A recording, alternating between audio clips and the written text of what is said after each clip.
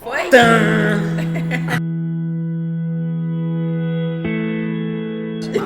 aí, galera? E aí, gente? Nós estamos aqui novamente, 15 dias depois. E aí? Fala igual o pessoal, estamos com a mesma roupa? Estamos, porque é tudo no mesmo dia, gente. Já vou mandar logo, acabei de falar com os meninos pra gente trocar de roupa, mas não... Depois a gente melhora essas coisas profissionais aí. E aí, gente, como vocês estão? Vocês estão bem? Tá com fome? Tô bem demais com fome. Morrendo de fome, tá com fome também, né, Brian? A gente tá morrendo de fome, mas a gente tá aqui pra esse mais podcast. Bora. Glória a Deus. E eu sou a Laís. Bruno. Bernard, tamo junto. Bernard, estamos juntos aqui. E hoje nosso podcast a gente vai começar com um tema super específico não, mas um tema específico, Muito que foi um pouco que a gente conversou durante o mês de janeiro com o pessoal, com a nossa JTI, com os jovens, que foi sobre... Verdades bíblicas. Incontestáveis. Bíblicas incontestáveis. E aí a gente é vai... incontestáveis? Que é Não pode incontestável? contestar. Que não pode contestar. Você pode Então perguntar. é verdades mas não contestar. bíblicas, gente. É coisa Verdades que bíblicas. são claras, que não tem como mudar. É isso. E aí a gente falou sobre várias coisas, né? Mas a gente começou ali no principal, no cerne, que se a gente não colocar essa primeira verdade em xeque, as outras vão tudo desmoralizar, né? Com certeza. Que é a veracidade da Bíblia. E que graças a Deus, por ele ser perfeito e imutável para sempre, não derrubei não, tá, gente? Nossa mesinha. Ela não precisa ser atualizada, ela não precisa ser mudada. Então, a Bíblia... Atemporal, né? É atemporal, então ela já é a nossa base, como a gente acredita que ela é a palavra de Deus e por isso ela não precisa ser mudada, né? Sim. E a primeira coisa que eu vou falar, que pode ser que as pessoas se confundam muito, é que quando a gente fala que a Bíblia é a palavra de Deus, não quer dizer que Deus ditou a Bíblia. Deus escreveu. Não quer dizer que 10 mandamentos. não quer dizer que foi igual o Chico Xavier, que vai lá e escreve tudo. Não é isso. A gente fala que a Bíblia foi totalmente inspirada por Deus, para ser a palavra de Deus. Aqueles homens que escreveram a Bíblia, eles foram inspirados Tanto por que as Deus. características deles estão lá, né? Sim, por isso, as pessoas, por exemplo, o Moisés escrevia de um jeito o Pentateuco, ele escreveu de um jeito, de uma forma de escrever daquela época. Se você pegar já Paulo, ele tem muita influência nos gregos daquela época, Até que tinha língua, muita né? escrita e filosofia daquela época grega e tudo mais. Então, eles também tinham as suas características de escrita e Deus permaneceu com isso. Eles só foram divinamente inspirados para que aquela doutrina fosse para todo mundo. Que eles estavam ensinando para aquelas igrejas, no começo de tudo, era válido para todos. É a base da igreja, né? Que Uhum. falam ali. Então, os apóstolos, depois os patriarcas, né? Que já eram depois dos apóstolos. Então, eram caras que... Os apóstolos que estiveram com Jesus e os que não estiveram com Jesus, mas estiveram com pessoas que viram Jesus, então que foram escrevendo a base do que a gente, Eu acho 2000 que anos esses dias depois, né? tava pensando, cara, beleza, vamos supor, não acredito que a Bíblia é uma verdade incontestável, sei lá. Mas você não acredita nisso, mas, por exemplo, o que te impede de acreditar? Porque a Bíblia, o que tem de mal na Bíblia? Né? Eu não mando você fazer nada de mal, nenhum mal pra ninguém, não manda você, muito pelo contrário, não manda você rejeitar ninguém, não manda você machucar ninguém, muito pelo contrário. Então, assim, eu acho que o maior problema, porque querendo ou não, a base é a fé. Com certeza. Não tem como, se você não acreditar que é de fato, a gente pode tentar provar por A mais B e a pessoa não acreditar, enfim. Mas, caraca, tô muito de cabeça, ia falar um negócio que esqueci. Mas acho que é basicamente isso. Você tem que, lógico, acreditar que aquilo é inspirado por Deus. E o mais legal, quanto mais você estuda, mais você acredita, né? E é isso. Acreditar que a palavra de Deus, que a Bíblia é a palavra de Deus, é fé. Isso é óbvio. A gente tem que ter fé. Uma coisa que é um mito que acontece muito, que as pessoas falam muito, que é incontestável até para pessoa que não é cristã, é que a veracidade do contexto e dos fatos que estão lá, isso já é comprovado. Isso aí é. A veracidade do documento. A Bíblia é o documento com mais cópias do mundo. E não estou falando de cópia que a gente tem hoje. É o documento histórico antigo com mais cópias que existem no mundo. As cópias que a gente tem de todos os filósofos antigos nem se comparam à quantidade de cópias que a gente tem da Bíblia, que gerou toda uma crítica textual que gerou a nossa Bíblia hoje, nossa tradução. Sim. Então, esses acontecimentos, tudo que está na Bíblia aconteceu. A pessoa pode não acreditar no sobrenatural dela.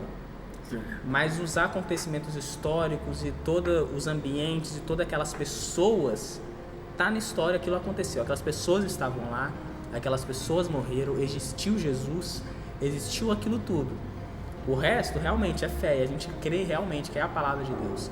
Mas a gente não pode falar que, por exemplo, que muita gente fala é que não, a Bíblia foi formada muito depois. Os primeiros cristãos não tinham isso. É mentira. Porque primeiro, a Bíblia que a gente tem no Antigo Testamento é a Bíblia dos judeus. Aquilo já era usado por eles. Sim. E os escritos do Novo Testamento eram espalhados pelas igrejas. A igreja, depois de séculos depois, eles simplesmente juntaram o que as igrejas já tinham.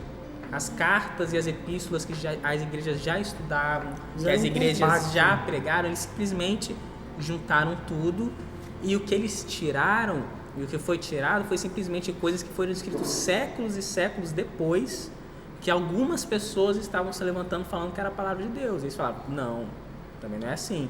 Que muitas vezes se contradiziam, né? Sim, se contradiziam. Eram pessoas que não conviveram com Jesus, que não viveram com os apóstolos, as pessoas de séculos depois. Que isso é muito legal também. A Bíblia não se contradiz, né? Uhum. Isso é muito legal. Às vezes parece. Só que quando você vai de fato estudar, você vê que tudo se completa.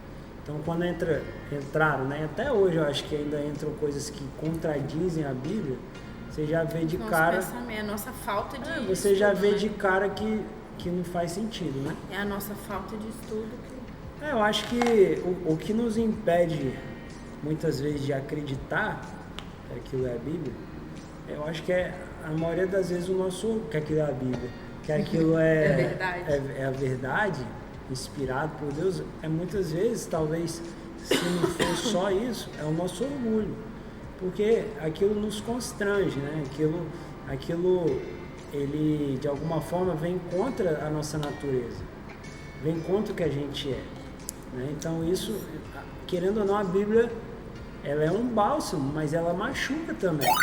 Então realmente a palavra é divinamente inspirada por Deus, mas de novo, não quer dizer que Deus escreveu ela, não quer dizer que vai ter características do escritor, e também não quer dizer que a Bíblia só foi criada por nós há zilhares de anos depois. Não. Desde o começo da igreja, esses escritos já eram espalhados. Isso é citado na Bíblia, 2 Pedro. Pedro comenta sobre as cartas de Paulo, e ele fala como realmente era difícil um pouco de compreensão, mas é que aquilo era divinamente inspirado por Deus. Então tem muita gente que fala, não, mas Paulo não era um discípulo de Jesus. Mas tudo que Paulo escreveu foi aprovado por Pedro, naquele momento, que era um discípulo de Jesus, foi quem Jesus falou que edificaria a igreja. Então ele tinha uma posição importante. O próprio Cristo apareceu para Paulo. Então mesmo se com essa, você pode falar, Jesus, ele não andou com Jesus, mas ele foi, além de aparecer com Jesus, os apóstolos aprovavam tudo que ele falava e a doutrina que ele estava pregando. Não era uma coisa Paulo não foi uma coisa separada. Paulo foi ungido para poder servir o ministério pelos apóstolos. Sim. Então eles estavam andando em conjunto, eles não estavam andando separados. Eles estavam em oração, né? Quando o Espírito veio e enviou Paulo e Barnabé. Paulo e Silas. Não, foi Barnabé. Paulo e Timóteo, eu acho, sei lá. Não lembro agora. Que enviou. Não, foi Barnabé. Foi Barnabé. Porque eles estavam orando e o Espírito mesmo enviou. A igreja envia, né? Mas foi debaixo de uma oração, foi debaixo de uma consagração. Não foi simplesmente eu vou lá. Né? Então, E, cara, querendo ou não, assim, eu mesmo convido. Eu não acredito. Velho, começa a ler então, começa a estudar, começa a falar. Se você não acredita em Deus, fala, Deus, o Senhor existe, fala comigo aí, quero ouvir. E aí, quero ver se o Senhor existe mesmo. Eu duvido, velho.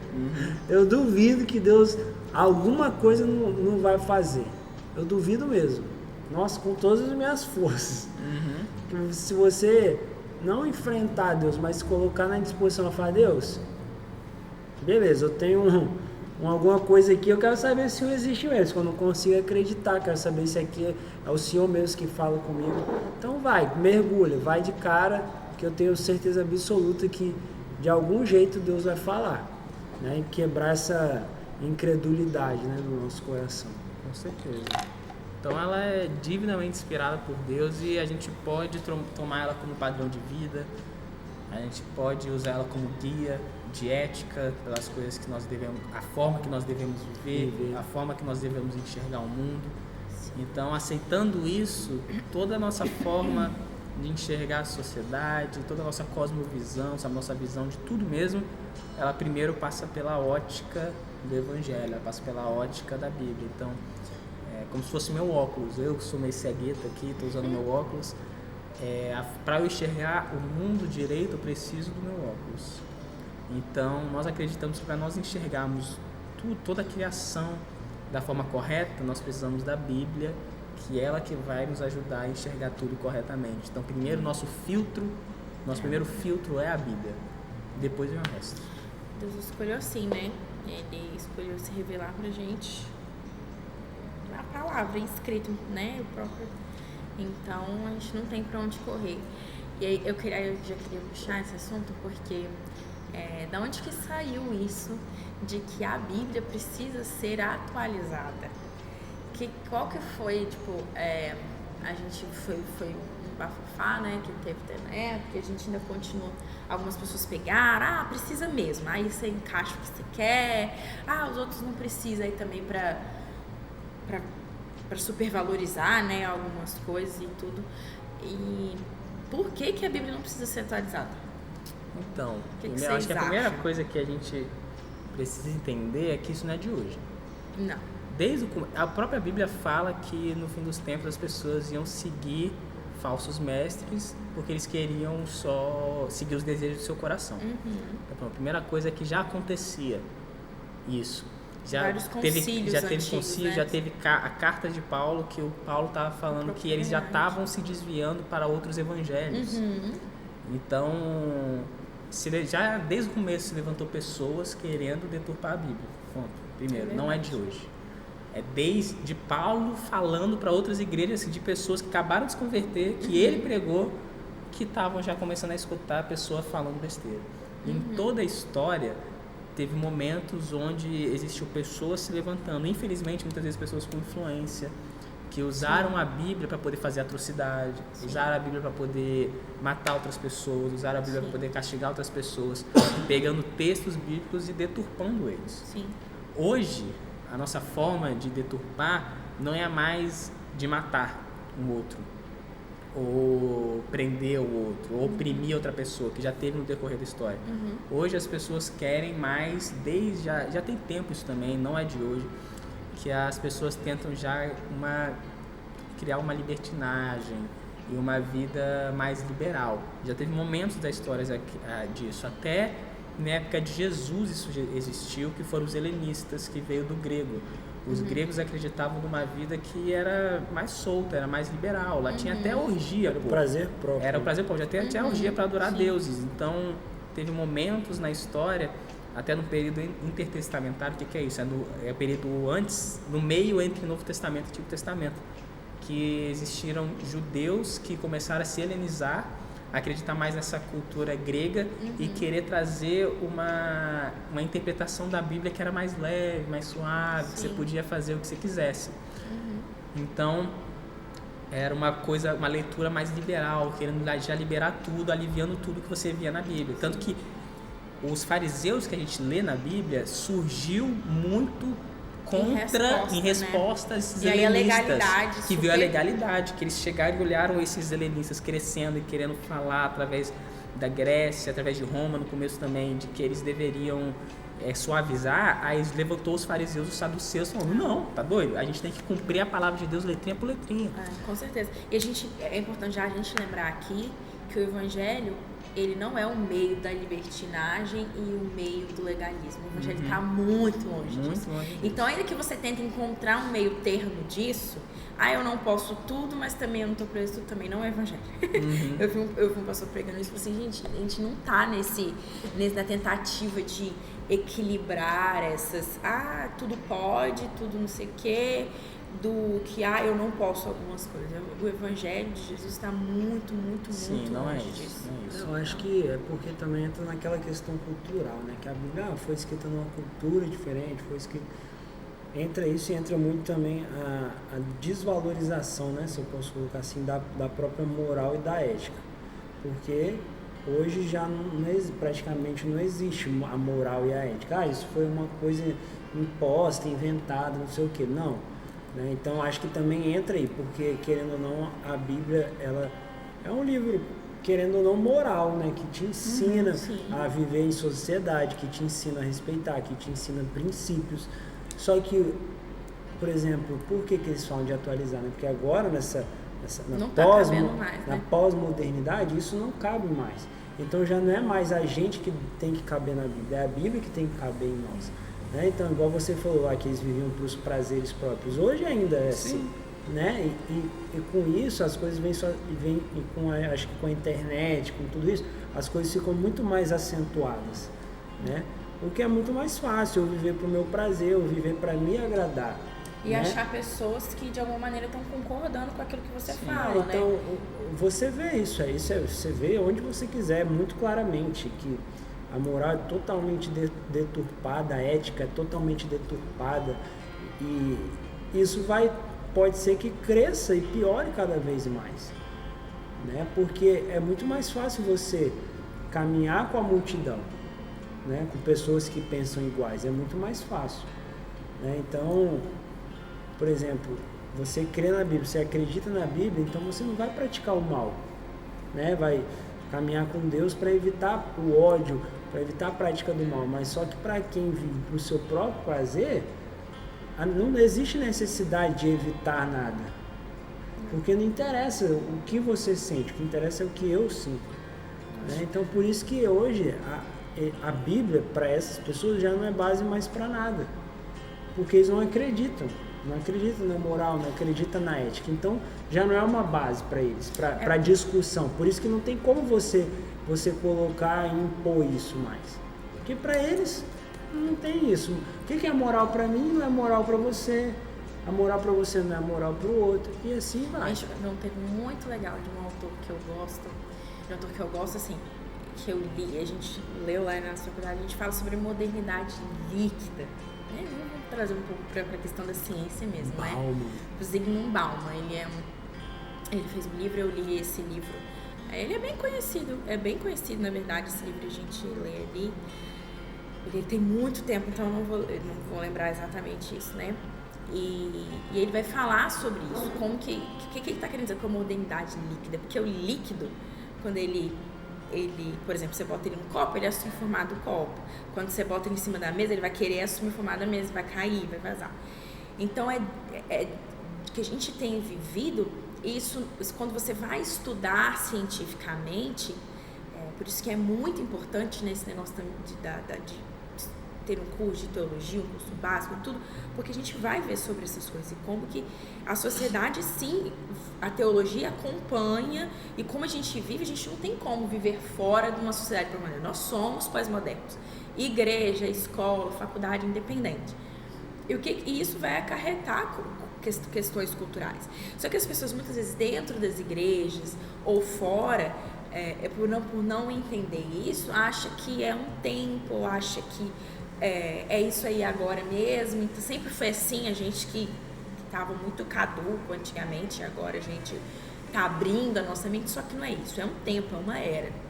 E essa era é uma era exatamente disso, de a gente não ter mais, de não ficar se prendendo a conceitos, a regras, a doutrinas. Cara, o que mais fala, né? O importante é o ser, você pode ser o que você quiser e tudo. Então, essa discussão, ela não é uma discussão só, como eu posso dizer, só entre aspas, assim, A gente pode trazer outros aparatos na questão da ciência e da fé, né?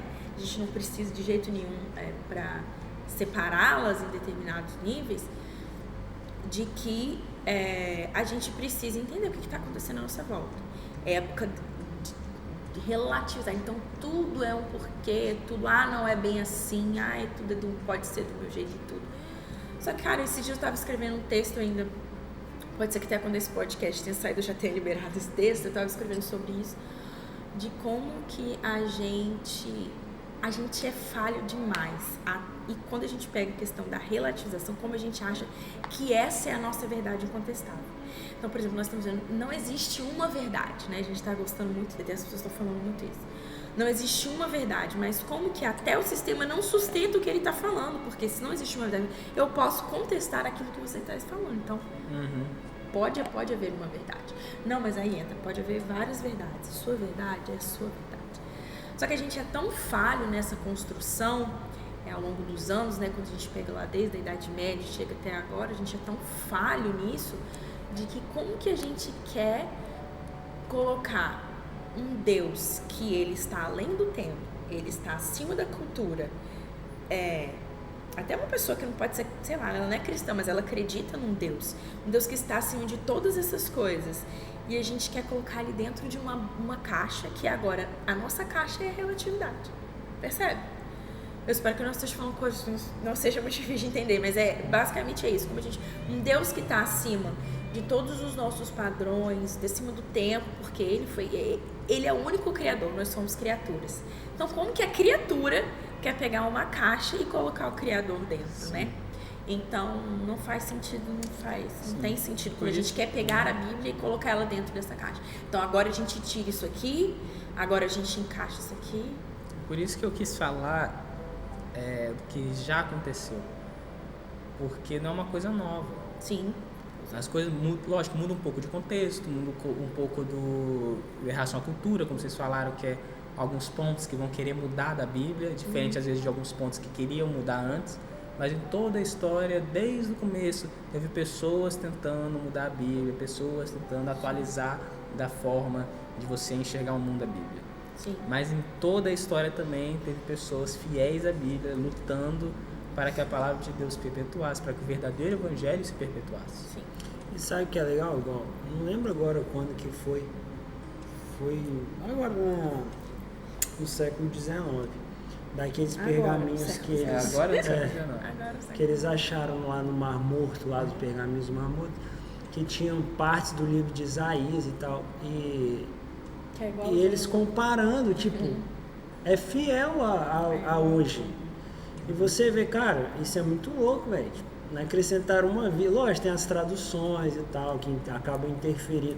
Mas você pega o texto original, né? E você vê, cara, como é que não mudou. Né? Então... Isaías tem o quê? Quase 3 mil anos, né? Vai saber. 2.700 anos. Assim, se você for ver pela assim, história mesmo, a teologia, mais ou menos. Eu acho que essa questão desse pensamento de atualização já parte do princípio que não crê na Bíblia como a palavra de Deus. Sim. Então, se a Bíblia não é a palavra de Deus, é como qualquer livro, e aí a gente faz uma edição, outra edição, né, igual os livros normais, faz uma segunda edição e segue o fluxo. Então isso, a Bíblia não precisa ser atualizada, gente. A Bíblia, lógico que a gente vai cada vez mais melhorando a nossa interpretação, mas não quer dizer que a nossa base vai mudar. Isso não quer dizer que o que a gente crê vai mudar. Tudo que você vê, você pode falar que você vê que, mas teve cristão que falou que isso daqui era errado, que era certo, e hoje vocês falam que é errado. Cara, desde aquela época tinha pessoas que estavam mal intencionadas e outras pessoas bem intencionadas lutando para que aquilo caísse. Até uma questão delicada que é a escravidão. Da mesma forma que realmente teve igrejas grandes e tal, e a igreja em geral, muitas vezes, institucionalmente, estavam aprovando aquilo, tinha muito cristão, tinha muito pastor, tinha muito teólogo bom, mostrando na Bíblia que aquilo era errado. Sim. Até que, se você pode ver que em relação a essa escravidão, por exemplo, teve homens de Deus famosos até hoje que fizeram parte desse movimento para acabar com isso. O exemplo disso é o John Wesley, que veio a ser o o homem que foi muito usado por Deus para ter um avivamento no Reino Unido que gerou a nossa igreja anos depois. Tudo começou nesse homem chamado John Wesley. Foi um grande teólogo, um grande avivalista. Ele foi um cara que toda a vida dele tem cartas conservadas até hoje dele falando contra a escravidão. Então sempre teve homens e mulheres lutando para poder a verdade bíblica fosse falada, mas infelizmente tinha pessoas que estavam através do poder, que estavam visando o poder político muitas vezes, até hoje, distorcendo a Bíblia e querendo fazer mentiras. Igual, por exemplo, um exemplo muito rápido, que eu vi um cara, um teólogo falando que você não pode daqui a 50 anos olhar para por exemplo, um político se dizer cristão e fazer um monte de besteira. Você não pode olhar para daqui a 50 anos para trás e falar, se tem esse político fazendo besteira, falando que é cristão e fazendo besteira, logo os cristãos são cristãos também que falavam besteira e que seguiam a verdade que não era da Bíblia. Não, você não pode falar isso. Você não pode falar só porque tem uma instituição grande que estava pregando contra a palavra de Deus e se dizendo cristão. Você não pode daqui a 50 anos virar e falar todos os cristãos seguiam aquilo. Não. Sempre teve os remanescentes fiéis que estavam lutando contra eles. É por isso que os cristãos têm que aparecer, né? Aparecer que eu digo assim, tem que sair, não se envergonhar, porque a partir do momento que os verdadeiros cristãos se calam e se envergonham, os maus cristãos, vamos poder assim, se destacam. Porque se a pessoa quer usar o evangelho para benefício próprio, ela vai crescendo, ela vai alcançando destaque. E aí o evangelho vai ficando cada vez mais deturpado. O Luciano vai falar, eu acho isso muito legal, porque a gente fala daqueles, né, que sim, com intenções erradas, com o coração no lugar errado. Mas também, às vezes, ele falou isso no podcast, eu achei isso muito legal, e que a gente, às vezes, toma muito raiva, muito tudo, que nasce, às vezes, alguma coisa de um lugar de uma falta de entendimento, que a própria palavra vai dizer, né, que nós pecamos por falta de entendimento. Então aquela pessoa, até mesmo gente, eu não sei se daqui 20 anos, talvez quando a gente olhar, a gente vai ouvir o podcast e falou, pô, cara, não é assim, entendeu? Então, às vezes a pessoa não vai acordar na manhã falando, eu vou destruir a Bíblia e essa teologia aqui tá errada. Às vezes não, às vezes no fruto de uma falta de uma compreensão, de um estudo mais profundo, ou de mesmo ler a palavra, nasce, né, essas questões. Então, acho que a gente precisa pra gente não entrar na mesma e saber diferenciar, né, porque você fala, tantas pessoas falam tantas coisas, lá na minha igreja eles falam uma coisa, mas na outra igreja fala outra coisa. É por isso, cara, que você não tem que ficar preso em tudo que a gente fala. O que a gente tá falando aqui, continua pesquisando, continua lendo, a gente fala isso quase toda sexta-feira. Se você é nossa ovelhinha, nosso discípulo aqui, né? Aqui da JNV Velha, você vai estar cansado de ouvir isso. Não fica no que a gente não acredita no que a gente está falando, não. Hoje a gente fala uma coisa, amanhã de repente a gente fala. Falei besteira. Então, assim, pesquise. A gente precisa estudar, para nós sabermos diferenciar teologias de teologias. Tem uma frase muito boa de John Wesley, eu nunca lembro, que eu acho que a gente pode finalizar isso para começar outro ponto, que é aquela da unidade, não sei o quê. Verdade. Você não lembra? Gente, pesquisa aí, Bernardo, porque, assim, não pra, essa frase dele é muito boa, porque existem coisas, para que a gente pode finalizar falando sobre isso, existem coisas que é a Bíblia de uma maneira geral e todo cristão sobre a face da terra tem concordância. Aqui, ó, no essencial, unidade. No não essencial, liberdade. E em tudo, amor. Não existe um evangelho sem ressurreição. Então, se qualquer pessoa um dia virar e falar que é cristão, mas não acredita na vida após a morte, não acredita no céu, que Jesus vai voltar, então ele não acredita em cristianismo. Porque a pregação de Jesus, ela é aprovada pela volta dele. Se Jesus não tivesse ressuscitado e prometido que a gente ia voltar, ele ia voltar para nos buscar e para morar com ele, logo toda a pregação dele não existe, porque toda a pregação dele foi baseada na volta dele. Toda a pregação dele foi baseada no fato que ele ia morrer, ia ressuscitar, vencer a morte e nos salvar do pecado. Então, se ele não ressuscitou, se não existe ressurreição, se não existe céu, se não existe essa promessa, essa esperança, logo ele só foi um ser humano normal que morreu.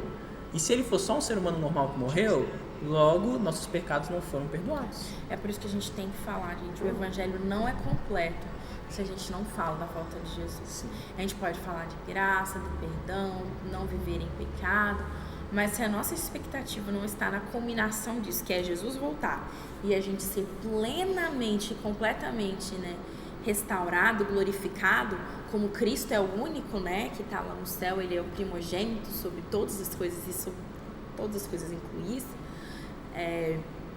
a nossa esperança, eu nunca lembro se é Pedro, se é Tiago que vai falar, as nossas expectativas estão só aqui nessa terra, na terra assim, né, nesse movimento aqui de coisas humanas mesmo, nós somos as pessoas mais infelizes.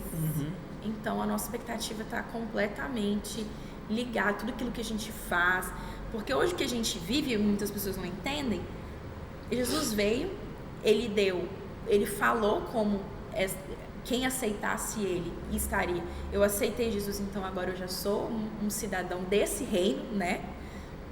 Reino não é cidadão, agora meu negócio político deu um negócio, porque nesse cidadão não é de reino, não. Mas entenderam o que eu quis dizer? E aquilo que Jesus falou é de uma era vindoura, é como nós vamos viver quando estiver completamente instalado esse reino, mas é como a gente tem que viver agora. Então é por isso que não adianta, né? Não, vou deixar para viver depois. O que a gente estava conversando até ontem, que não tem como. Se a gente tiver com a nossa esperança aqui, nós somos os piores, né? Porque a gente sabe que uma hora a gente vai morrer, que isso aqui, esse estilo de vida que a gente vive vai findar. Então, se a gente ficar nessa esperança de, eu quero ser famoso, tá?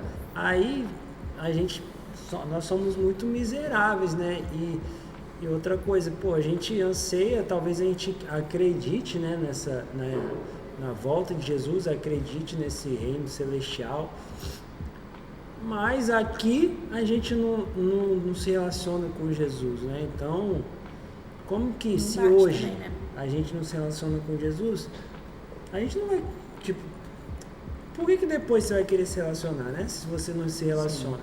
Como é que você vai querer estar eternamente com uma pessoa que você não quer se relacionar? Uma pessoa que você não se relaciona? Não sei sobre isso, né? Bernardo fala. Não faz sentido. Então, desde já, né? Porque quando Jesus vem na Terra, né, que ele começa a pregar, ele fala, né, que o reino já é chegado. Ou seja, o reino já está aqui. O reino não está na sua completude, se eu posso falar plenitude. Assim. Plenitude. O reino não está na sua plenitude, mas Jesus já trouxe o reino. Ele já instaurou. Né? Então nós somos cidadãos desse reino, nós somos cidadãos celestiais. Né? Então não cabe mais, a partir do momento que a gente crê, viver como cidadãos deste mundo, né? Andando conforme o movimento desse mundo. Por isso que é importante a gente entender isso, né? Entender toda essa não quero usar a cosmovisão, entender esse por trás, esse background. Porque às vezes, parece, não queria usar essa palavra, porque okay. Eu mesmo, por muito tempo, o que é cosmovisão? Cosmovisão é visão de mundo. Então, por muitas vezes a gente fala, amém, somos perdoados, Jesus morreu, vai voltar. Só que a gente não entende o que é esse retorno de Jesus, o que é essa morte de Jesus, o que foi a vinda de Jesus, né? Então a gente precisa abrir mais o nosso coração, a nossa mente para isso e nos colocar à disposição de viver esse relacionamento com Jesus aqui, né? De viver o reino aqui e de trazer o reino aqui, né? Nós somos... Eu não sei, mas já ouvi muito isso, que nós somos embaixadores deste reino. Né? Então, se a gente é por exemplo, você vai igual eu estive lá na embaixada, fala italiano, tudo que você vai preencher está em italiano, né? Então, é um pedaço da Itália ali naquele lugar. Então, é a mesma coisa, se nós somos embaixadores, né? Nós somos um pedaço daquele reino aqui neste lugar. Sim. Né? Então nós temos que viver aquele reino aqui. Vai ser só continuidade. Ontem trazendo já uma parte final desse assunto também que você falou ontem, a gente precisa falar sobre a volta de Jesus. Parece um tabu dentro da igreja. As pessoas, as que têm medo porque não têm certeza da salvação, e as que têm medo, a gente pode falar, né? Quantas vezes eu tenho certeza, e agora na sua casa? Que você já quantas vezes deu aquele trovão que você falou, será que é agora que Jesus está voltando? Quem nunca acordou e estava sozinho em casa? Estava sozinho em casa. Deu ruim. Fiquei para trás. Então, assim, pra gente desmistificar essas coisas, a gente precisa quebrar um tabu, a gente precisa falar da volta de Cristo, porque é o que nos dá esperança. Isso não é errado. Pelo contrário, né? E ali a gente precisa... Cara, tem um livro. Deus é um tema tão importante, é um assunto tão importante, com a capacidade de entendermos. Jesus vai falar lá em Mateus que a gente não sabe o dia e a hora, mas a temporada, as estações. Ele não fala, vocês não conseguem olhar para as árvores isso é legal, e saber e definir que horas são, se é primavera, se é verão, outono e inverno. Eu tô avisando isso tudo vocês aqui, Mateus 24, 25, Jesus vai falar tudo ali, Jesus vai falar tudo. E ainda assim, saindo da própria boca do Cristo, os discípulos perguntando, Jesus, quando que vai acontecer isso? Cara, ele revelou para João, lá na ilha, né, sozinho. E o primeiro versículo é a revelação de Jesus Cristo. É um livro para revelar Jesus Cristo. Então, a gente precisa quebrar esse tabu. Lê Apocalipse em casa, você falou muito isso ontem, né? E se você, tem hora que você não vai entender, mas existem livros, pergunta pra gente. Pessoas que a gente confia, teólogos que a gente confia, se a gente não sabe, a gente vai pesquisar, que vai te ajudar, né? Minha dica depois no final até sobre isso. Fala aí, Bernardo, que você falou ontem. Então é isso, é continuidade, gente. Show. Jesus Cristo vai voltar, isso é real, ele vai nos buscar e a gente simplesmente vai viver uma continuidade da nossa vida aqui. O estilo de vida de adoração e de entrega que a gente vivia aqui, a gente simplesmente vai viver com Cristo com mais intensidade, que agora regenerados, com um novo corpo, sabe? Glorificados agora, então com uma nova mente. Então simplesmente será uma continuidade da nossa vida aqui. Então essa volta de novo, sem a volta de Cristo não existe evangelho. Sem a volta de Cristo, sem a ressurreição de Cristo, tudo que nós vivemos e pregamos não existe. Se ele é só uma mera pessoa, se ele não foi o próprio Deus, é a mesma coisa que o Bruno aqui que está do meu lado morresse numa cruz. Ia valer de nada. Pra mim. Como um bandido que morreu na cruz. Como um bandido que morreu na cruz do lado. E tantos outros que morreram numa cruz. Não, a diferença é porque ele é Deus. E a diferença é que ele foi sem pecado, viveu sem pecado, ressuscitou, nos dando essa nova vida. E prometeu que ele vai voltar para nos buscar. Essa é a nossa maior esperança, onde nós depositamos a nossa vida, onde nós depositamos a nossa mente. E nós nos movemos e vivemos por esse Jesus Cristo. O cara que morreu na cruz não vai cumprir uma promessa de voltar. Uhum. Depois de ter obedecido até morrer lá na cruz. Então, eu gosto muito de acreditar. Eu gosto só para finalizar mesmo, ele fala assim, o Deus que tem Gênesis 1, um currículo, imagino que ele está preparando para a volta, para as bodas do filho dele. Então, gente, é real. Gente, vamos para a nossa parte das perguntas que os nossos membros mandaram pra gente. Nossos membros amigos. Nossos membros que mandaram pra gente. E aí a primeira pergunta que eu adorei essa pergunta embora a volta de Jesus seja algo incontestável para nós cristãos, vocês, né, alguma vez duvidaram disso? Várias. Não só disso. Várias vezes. Gente, é normal, né? Gente, ser humano. Você vê no começo da igreja mesmo, que aí pregava, né?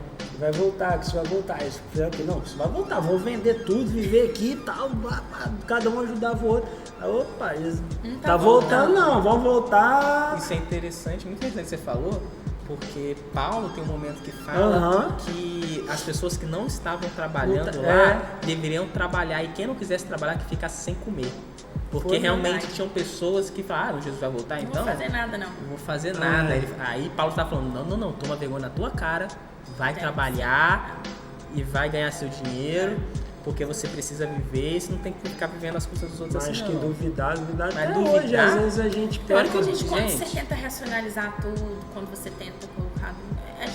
ser humano normal, né? Tem hora que a cabeça falha, entram dúvidas, mas nada disso eu tenho certeza que desagrada. É uma certeza que não vem pelo racional. É fé. É uma certeza espiritual. Então, se você parar para pensar racionalmente, você não vai acreditar. Não, porque não é possível. Então, realmente, já tive dúvidas, já duvidei muito. E tem momentos que ainda me dá um nó na cabeça. Mas... Você não pode ficar paralisado. A gente não pode ficar paralisado. A gente vai até Cristo e Cristo nos ajuda. A gente estuda e tira as dúvidas. E o que eu acho legal é que a gente tem que ser muito fiel com Deus, assim, no sentido de ser muito sincero naquilo que a gente sente. Né? Quando a gente vai orar, quando a gente vai falar com Deus, fala, Deus, eu não tô conseguindo crer, eu não tô conseguindo crer, não tô e tal, e pronto.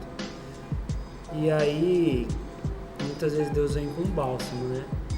E na própria Bíblia já tá lá, né, cara? Que a fé vem pelo ouvir a palavra de Deus. Então, tá sem fé, mergulha na palavra. Que aí, se a Bíblia é realmente verdadeira, a fé vai vir. Né? E aí, a nossa última pergunta, e eu acho ela muito legal da gente falar. Você acha que acha? Eu acho que acho, eu falei isso? Uhum. A dicção tá, perdoa, tá, gente? A gente acha que acha. Que a gente pode falar, né?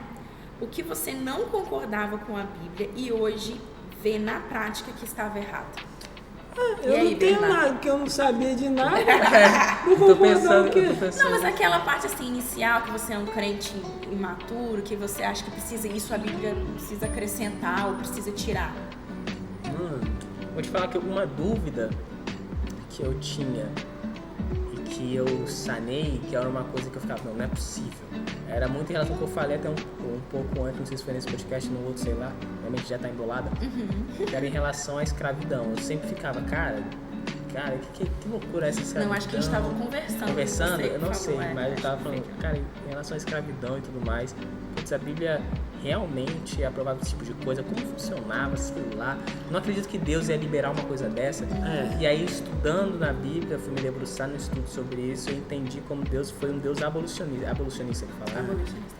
Foi um Deus que foi um Deus que realmente promoveu a liberdade. Abolicionou. Foi um Deus que abolicionou. Foi um Deus que no povo dele proibia escravidão. E para fazer parte do povo de Israel era muito fácil, é só ir para lá, ter filhos e tudo mais, mas é outra história. Mas então Deus não aprovava a escravidão no meio deles. Se você for ler o livro de Filemão, é literalmente um livro abolicionista. O livro de Filemão é um livro que ele está endereçando para um para um homem que era dono de um escravo que fugiu, e esse escravo estava voltando para casa, convertido, voltando para o domínio do... E era um cristão era um também. cristão, o Filemão era um cristão. Sim. E Paulo estava expressamente falando que ele deveria tratá-lo como um irmão, e não chamá-lo nem de servo. Que ele não poderia, e falando para como ele deveria tratar aquele homem que estava voltando como um igual. Sim. Que ele não poderia tratar da forma de um escravo. Então, é basicamente um texto abolicionista. Ele falando contra a escravidão e como deveria ser o tratamento daquele servo. Um tratamento digno de uma pessoa igual a ele. Um amor fraternal igual a ele. Então, era uma coisa que eu sempre tinha muita dúvida e não entendia, até o momento que eu falei, cara, vou estudar. Entender, né? Eu que tô errado, né, amiga? Eu vou estudar. Tem alguma coisa errada.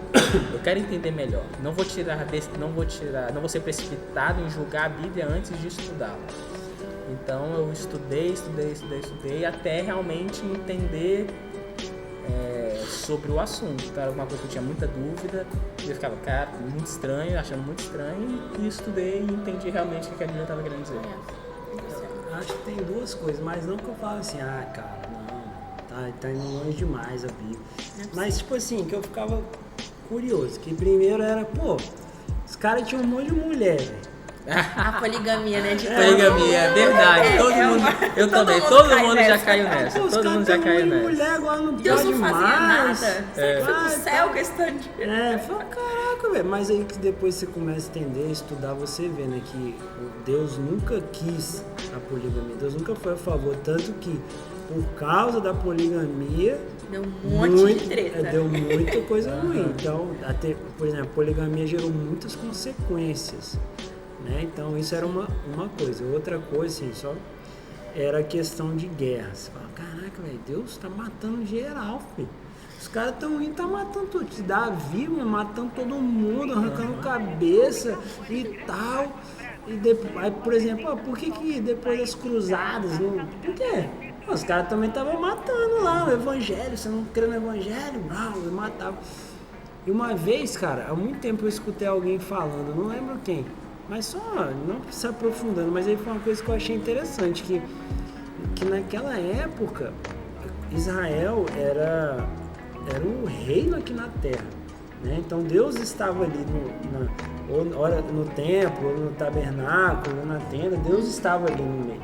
Israel era um povo que era sacerdote para as nações, para o mundo, né? Então era um ambiente fechado. E ele explicando que naquela época, por exemplo, essas guerras e os povos, porque tinha essa briga de deuses, né? Então, meu Deus é mais forte. Então, não era uma guerra, por exemplo... Os deuses eram nacionais. Não era uma guerra pessoal, não era uma guerra para conquistar ou te roubar. Era uma guerra divina, de fato, né? Tanto que, quando Deus tira o povo do Egito, todas aquelas pragas, tudo, é mostrando para o faraó, você não é Deus. Né? Porque naquela época o faraó era o Deus. Mostrando, você Egito, não é Deus. Era Deus na Você não é Deus, só existe um Deus. Eu sou muito maior do que você. Fora, além disso, tem uma coisa, até fui pesquisar o nome da palavra, que tinha me fugido, que é uma coisa que era comum na literatura da época, que é a famosa hipérbole, que é o exagero. Você pode ver na própria Bíblia, tem momentos que a Bíblia chega e fala que o povo de Israel dizimou aquele povo. Se vira 3 páginas, está mostrando aquele povo de novo. Se dizimou o povo, matou todos os homens, mulheres e crianças e todo mundo, como que você virou 4 páginas e o povo está lá de novo? Sendo que está falando que ele dizimou e matou todo mundo. Não era assim, não era assim. É porque existia uma linguagem de guerra daquela época que ele usava hipérbole. Então, se venceu a guerra, o cara já escrevia que matou todo mundo e todo mundo morreu, que era uma forma de linguagem da época. Não quer dizer que todo mundo morreu, que foram exterminados, todo mundo. Não, é só uma figura de linguagem. E aí eu acho que eu comecei a entender melhor, foi pouco disso, que ele falando que, por exemplo, a guerra era algo divino, como se fosse algo divino, sabe? Um Deus mostrando pro outro que ele era o Deus real. Né? Não era igual as cruzadas, tipo, aceita Cristo, não, vai. Né? Sei lá, aceita Cristo, não, vai pra fogueira. Tanto que a pessoa podia nem saber nada de Cristo, falar, não, eu aceito Cristo, beleza, então tá aí com a gente. E a pessoa cagando. Então, essas foram 2 coisas, né? A poligamia e essa questão, Deus sai matando todo mundo que não aceita ele. Deus sai matando em geral. Livros, eu tenho muita vontade de comprar, porque tem livros muito bons teológicos sobre esse tema. E o meu, assim, eu não tenho eu posso ter, mas essas questões que eles falaram são questões ainda assim, mas eu acho que pra mim... Pode ter muitas mulheres, mas não pode ter muito marido, né? Uma mulher não pode ter marido, não. Deus é sabedor, perfeito, todas as coisas, Senhor. Eu acho que Deus não dá, que a gente não pode aguentar uma pra outra viajar. Mentira. O que eu ia falar assim, como uma boa, eu vou falar, ex-militante, não, revoltada, é que graças a Deus, o Espírito Santo tratou isso em mim. Porque às vezes as pessoas esquecem e falam, eu sou formada em ciências sociais, em sociologia, política, antropologia, todas essas tretas sociais aí. Então, durante muito tempo, eu criei um conflito, ou criaram um conflito em mim, dessa questão de cristianismo e você ser a favor ou contra algumas pautas e tudo. E graças a Deus eu permiti, eu falei, o Espírito Santo, eu lembro perfeitamente de eu ajoelhada no meu quarto. Eu falei, Deus, eu não vou parar. Eu não vou parar de acreditar no que eu acredito, no Senhor, eu não vou parar de ler minha Bíblia, não vou parar de orar. Então, mas eu preciso que o Senhor me mostre. Foi aquilo que o Bruno falou, eu fui muito sincero, eu preciso que o Senhor me mostre por que a tua palavra é a verdade. Por que as outras coisas também não são verdades. Por que a tua palavra é verdade. O Espírito Santo, durante todo esse tempo, esticando a gente, foi uma coisa que ele foi me ensinando assim, eu não preciso ter outras pautas, porque o Evangelho é suficiente. Então, assim, a Bíblia, ela é suficiente. Eu não preciso, vou lá e vou colocar a questão bandeira política. Eu não preciso ser de esquerda para defender que o racismo é errado, que a escravidão é errada, de que o preconceito é errado. Eu também não preciso da direita para eleger pessoas para ser contra o aborto ou para impor religião nas pessoas. Então, assim, falo que o Espírito Santo resolveu isso muito no meu coração com a palavra. Então, era uma coisa que antes eu não sabia como ela se encaixava, mas que completamente com o auxílio do Espírito Santo, hoje eu entendo. Se uma pessoa me pergunta o que eu sou, o que eu falo, eu sou cristã. E ele é suficiente para abarcar todas as áreas da humanidade, defender aquilo que Cristo defende e renegar aquilo que Cristo defende. Não pessoas, mas pecados, né? Não pautas, mas aquilo que ele... mais pessoas, mais amor. Então, assim, foi algo que antes eu tinha esse conflito, mas que, graças a Deus, com a ajuda do Espírito Santo, amém, é o meu descanso, que hoje tem... Mas você vai votar em quem? Deixa quieto. Isso é pra outra... Deixa quieto. Voto secreto. Isso, as indicações. Vamos para as indicações. Eu vou começar já, porque eu mudei de ideia agora na hora, me veio na mente. Eu quero indicar um canal no YouTube que se chama ABC2. O que é a ABC2? Associação Brasileira de Cientistas Cristãos. Maravilhoso. São biólogos, são cientistas que são cristãos, e é muito legal que eles mostram na Bíblia e na ciência como elas podem andar juntos, sabe? Muita gente afastaram essas questões científicas e tudo mais da palavra de Deus, achando que não, ou existe ciência ou existe Deus. Mas não, cara. Não se completa. Não se completa, mas não, anda junto. E tem como você pegar coisas científicas e explicar biblicamente. Tem como você explicar biblicamente, que eu digo cara, tem como você pegar comprovações científicas e não é contra a Bíblia. A evidência científica não é contra a Bíblia. E é muito legal que eles explicam muito bem isso, porque tem teólogos também no meio, que são cientistas. Então, a ABC2, pode ir lá, eles são muito bons, de verdade, para falar sobre alguns assuntos delicados. Nesses dias eu estava vendo uma live que eles traduziram, fizeram muito legal, fizeram uma legenda traduzida, que foi uma live que teve do Tim Keller, que é um maravilhoso teólogo, ele é incrível, junto com o líder eu acho que é da FDA, que é lá dos Estados Unidos, que é quem toma conta, como se fosse a Anvisa daqui. Então ele estava à frente de todo o esquema de vacinação dos Estados Unidos. E ele era um cristão cientista. E ele estava explicando tudo sobre a Covid e tudo mais, para tranquilizar o povo e tal, e mostrando essa visão cristã do momento difícil, sabe, em relação à vacina e tudo mais. O Tim Keller também, teólogo muito bom, mostrando como a gente pode ter refrigério nesses momentos difíceis. Então, alinhando a ciência com uma boa teologia.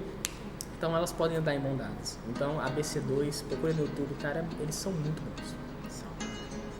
E a minha dica de hoje já é para te ajudar. A gente vai falar sobre, a gente falou sobre a volta de Jesus e falar do fim dos tempos. Existe uma palavra na teologia que é para isso, que se chama escatologia, que é o estudo do fim dos tempos, né?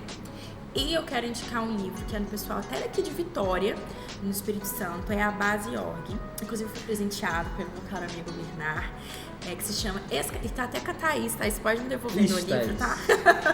Termina de ler e devolve. Se chama Escatologia Essencial. Ela é uma base, é um livro, ele é pequeno, resumido, de linguagem fácil, de tudo que você precisa saber, tem até isso, tudo que você precisa saber agora, básico sobre a volta de Jesus. Então é um livro maravilhoso que você lê assim, em uma sentadinha você consegue ler inicial, para dar um pontapé e a partir dali você começar a se aprofundar. Então o nome é Escatologia Essencial e você acha com o pessoal da base. É a base.org, se eu não me engano, o site deles. E aí? Esqueceu essa dica? Não, minha dica é muito boa, de hoje é boa. É o Instagram. @_basequeavon.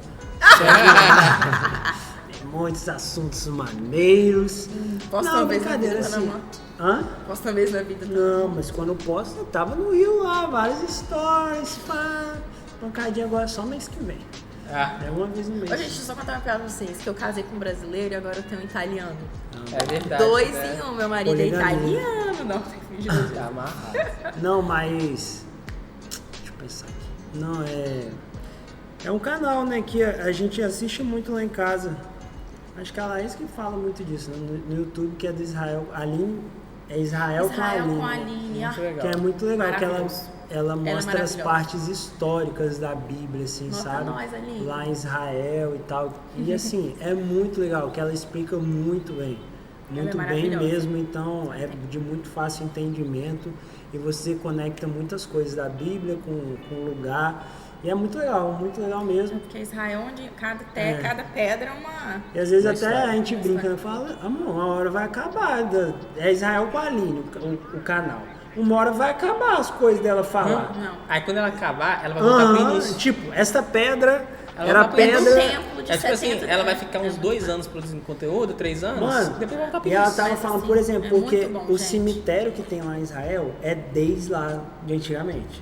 Desde lá dos primórdios, vou dizer assim. E tipo, eles têm um lugar que é fechado, que ela foi, que é fechado para visitação, mas que ela conseguiu liberação lá. Não sei lá como lá, mas ela falou isso, então, Influência, né, gente? que era uma tumba que fala, como é que é? Porque tipo, era tipo uma É, nas caverna, cavernas, uma né? caverna Uma com tumba. vários túmulos assim, que eles descobriram que por eles estudando, né, pelo tamanho, pelo tempo e tudo mais, que era de uma família de sacerdotes daquela época. Ou seja, família mais rica e que É, tinha condição de botar. Mas ela começa a explicar que eles descobrem lá de 40 mil anos atrás e tudo mais, começa a mostrar. E vai você fica, cara, que loucura, velho. Yeah. Mas você tá num lugar desse, você vê, cara, Ainda vamos pra Israel. Vamos. se você quiser ir com a gente, Se pode quiser patrocinar a gente, falar. Tá difícil ir pra Recife, mas a gente vai. quem dirá Israel, mas É isso, Mas gente. é isso aí, gente. Muito Gente, bom. é Obrigado. isso. Essa câmera, Kelly, essa não sei qual. Compartilhem, pelo amor de Deus. Compartilhem, mandem com todo mundo. Se você ainda tem dúvidas sobre o assunto. mande perguntas. Se você manda pergunta pra gente, que vocês querem ouvir a gente falar aqui. Manda, se a gente não souber, a gente vai atrás. Tenta trazer alguém que sabe falar sobre aquilo. Esteja com a Mas gente. estejam com a gente. Segue o Instagram da JNI. Da JNI, @JNI Vila Velha. A gente vai estar no YouTube também. Estamos em todas as plataformas digitais, quase todas. E é isso, gente. Se você está ouvindo a gente, um beijo. Se você está nos vendo, Outro um beijo. tchauzinho pra você, outro beijo. E é isso, nos vemos daqui 15. Valeu, valeu, valeu!